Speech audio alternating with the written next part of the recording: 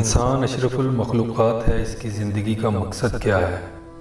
حدیث قدسی میں اللہ کا فرمان ہے، میں ایک چھپا ہوا خزانہ تھا، میں نے چاہا کہ میں پہچانا جاؤں، پس میں نے مخلوق کو اپنی پہچان کے لیے پیدا کیا۔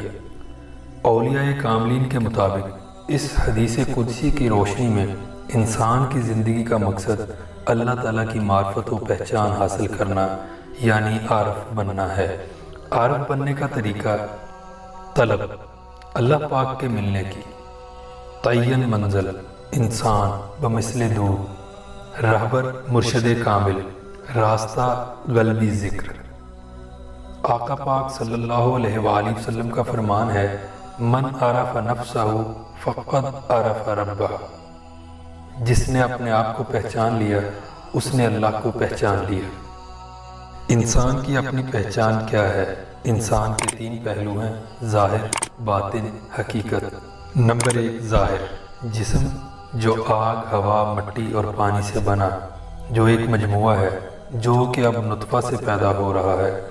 جسم کی غذا کھانا پینا ہے، اس کو غذا پہنچانے کا ایک ہی راستہ ہے اور وہ منہ ہے۔ جسم کے اندر روح نہ آئے تو ایک بت ہے، اگر روح آ جائے تو انسان ہے، روح نکل جائے تو میت ہے۔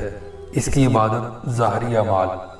نمبر 2، باطن، روح نور خدا ہے، اس کی غذا ذکر الہی ہے اور اس کو غذا پہنچانے کا ایک ہی راستہ ہے اور وہ ہماری سانس ہے۔ سانسوں کا تعلق دل سے ہے اور دل کا تعلق روح سے، اور روح عالم لاہو، عالم ارواح سے اس دنیا عالم ناسوت میں امتحان کے لیے آئی ہے اور امتحان اللہ کی پہچان ہے۔ نمبر 3، حقیقت۔ حقیقت یہ ہے کہ روح میں ذات خدا جلوہ گر ہے اور حقیقی غذا دیدار الہی ہے کہ میں نے رب کو رب کی آنکھ سے دیکھا، بقول اقبال رحمۃ اللہ علیہ۔ اپنی نظر سے دیکھتے تو عین شرک تھا، ہم ان کو ان کی نظر سے دیکھتے ہیں۔ جسم کے بارے میں بھی سب جانتے ہیں روح کا سفر کیا ہے۔ نمبر 1، عالم لاہو، روح قدسی۔ نمبر 2، عالم جبروت، براستہ روح سلطانی۔ نمبر 3، عالم ملکوت، براستہ روح نورانی۔